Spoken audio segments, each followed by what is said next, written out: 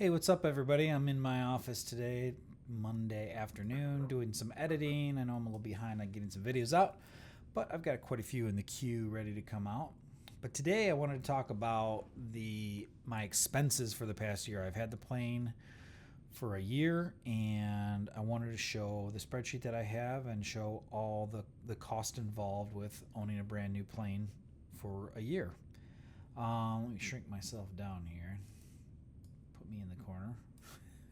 No one puts Flying Scott in the corner except for me. Whoa, let's go back here. Okay, so I've got my spreadsheet. I did a little bit of this video 3 months in. I started a little spreadsheet and I talked about some of the capital costs, but we're going to just redo it all right here because now I've got a full year. So the first thing I do want to talk about is the capital cost, just to give you an idea of what it cost me specifically to get into this plane.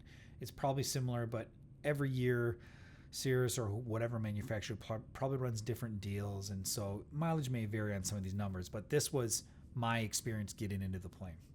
I've got a 2024 G7 Cirrus SR22. It's normally aspirated, and the sticker price on it was 1.144 million 500.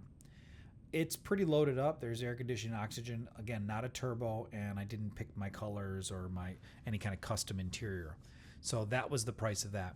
At the time, they were running a promo for a 5-year spinner to tail warranty, and that was included. That was a promo they were doing. So that was $23,900 taken off. And then it was a demo. I actually purchased it in February of 2024, but didn't take delivery myself until July of 2024. So they flew it for about, 3 or 4 months and put about 50 hours on it. But they did give me a $10,000 credit for that. So the total purchase price was $1,110,600. When you do go to purchase a plane like this or a new plane, they're going to ask for initial deposit. That's just to get the thing going or the process going. That was $15,000 out of pocket. Then after the order looks good and it's going to be submitted to go get in the build queue, you need another deposit of basically equaling 10%. So that was another $98,000 approximately. I decided to finance my plane, and Cirrus Finance required another additional deposit. Just like purchasing a house, you had to get to probably some 80-20 equity portion rule or something like that. So they required another $110,000. So out of my pocket to get into this plane, cash out of my hand, was $223,370. That was a full deposit. There was a finance fee there of $1,200, but the total finance amount was $888,480. That's what I was on the hook for payment wise. Now, because it was a demo, Cirrus did pay me $50 per hour for every flight hour that they used it for. So every month during that demo period that I didn't have possession, as the sales guy was flying it around, I would get a check from Cirrus for the hours that they flew, and that totaled about $7,500. But the monthly payment, based on the finance and without looking up the contract, I think I'm just under 7% or just around there. For the $880,000, my fixed cost for the capital for the plane is $6,908. That's my plane payment that comes out every month regardless if I fly. Now, granted, this is more capital cost, and if I sell the plane in a few years, it probably won't lose too much value, and I would get some of this capital cost back. But still, I'm on the hook for almost $7,000 a month regardless. So if we go back over to here, you can see that kind of indicated on my month-to-month breakdown that $6,900 is kind of easy to forecast. Annually, it's going to cost me $82,000 every year until the thing is paid off or I sell it. So in columns B and C were my monthly and annual estimates. I had estimated that I would spend approximately $170,000 in expenses throughout the year. I ended up, my true expenses, my running total for every month in every category, was $166,000. So I was under budget by just under $5,000.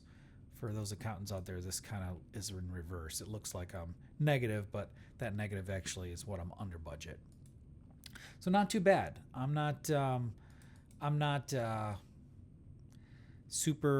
I guess I'm not really surprised because I did a fair amount of homework and trying to figure this out, but I'm pretty pleased that I didn't go over budget. And I flew more than I anticipated. I flew just under 300 hours. 283 hours is what I was on the Hobbs for those 12 months. The biggest kind of line item here, and it's kind of a hot button I've talked about, is where I keep my plane and where it's being managed. I call it like a country club for airplane ownership. It truly is. It's a company called Apogee based out of Pontiac, Michigan. The airport identifier is PTK. They're a full service management, kind of a white glove service for airplane ownership. So that $1,800 a month for the hangar costs is really broken into two things. There's a third-party FBO there that does the hangaring, and that's about half the money, and then the other half goes to a management fee for Apogee. But for my dollar, I know it's expensive. This is, in fact, I should preface this and say this is probably the worst-case scenario or the most expensive option. I can't imagine it being too much more expensive unless you had it at a field that had ridiculous fuel prices or something like that. This is the high end. So part of the reason I'm putting this out there for you guys to look at, and you can download it if you go to the website that's listed in the description. You can right click and download this spreadsheet that you see, so you can kind of piece it together or you can take things out that maybe you're like, yeah, I'm not doing this and this, and get a realistic. I don't think this can get too much more expensive in the same category class of plane. A new 4-place piston, like an SR22. But yeah, my 2 cents on Apogee is it's great. I can say, or I can admit that I've never even cleaned the screens in my airplane.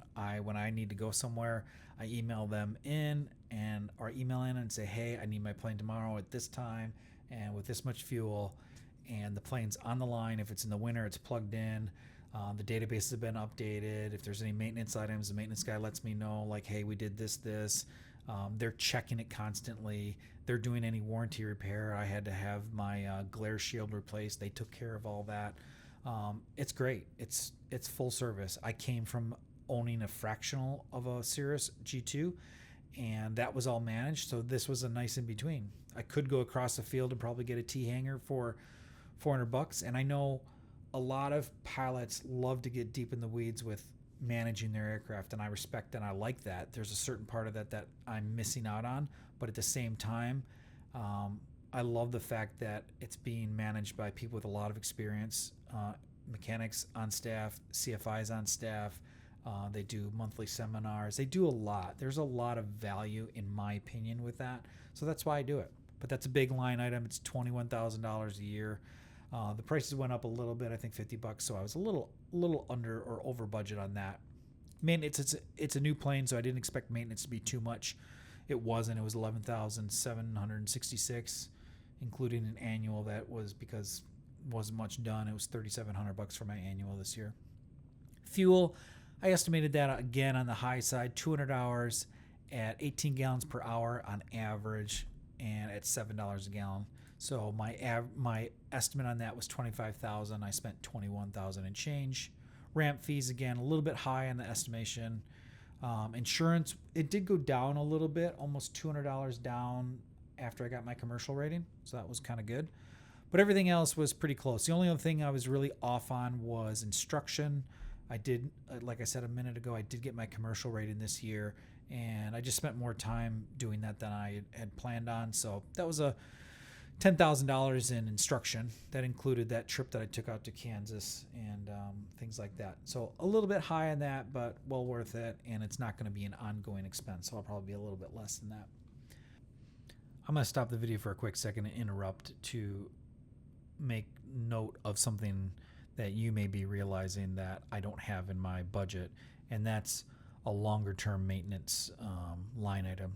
Like if you had an engine that was getting close to TBO or needed an overhaul or something like that, you should budget for that stuff.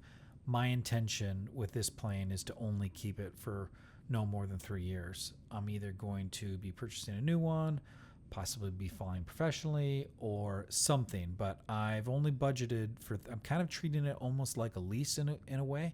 And so I don't have that line item because I don't I'll be under warranty and I shouldn't have any of those expenses coming up. So that's why you don't see it in the spreadsheet. But if you're buying something older that's close to TBO and you know you're going to have to do a rebuild soon, make sure that that's a budget line item that you put in there. But every month, another thing to note, I did in the spreadsheet, if you download it, I did put in notes for everything. So it's pretty well detailed out. Even like my second class medical that I had in December, I've tried to put every expense relating to the plane in there. So I had a true sense of here's my all-in cost.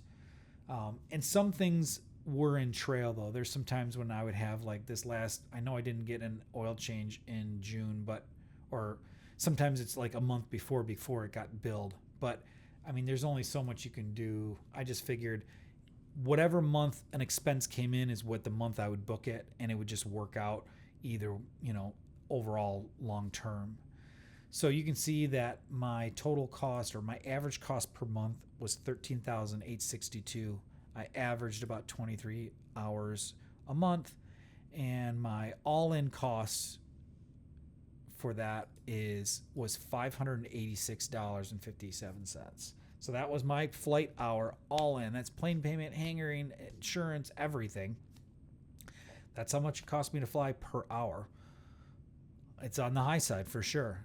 So I'm hoping you guys, or whoever wants to look at this and you download it, you can figure out realistically, like, okay, if this budget's not in the cards, if $170,000 a year is not my budget, what can I change in here to make it realistic? I've watched a lot of annual cost videos that are on the internet, and inevitably it's like, either things don't add up, or sometimes it's hard to believe, or they're doing something ridiculously on the cheap, and I'm like, I don't know. Sometimes it's just, I'm left wondering. I made this estimate based on people I asked, some videos on the internet, all sorts of things, and it was pretty close. But it's a lot. There's no way to kind of dance around it. I understand, some people, this isn't in the cards for them. But if you're on the fence and it's something that you want to do, hopefully this will give you some insight to what my real numbers are. These are to the penny what I spent in the past year. And like I said, I don't need someone to tell me, be like, I way overspent.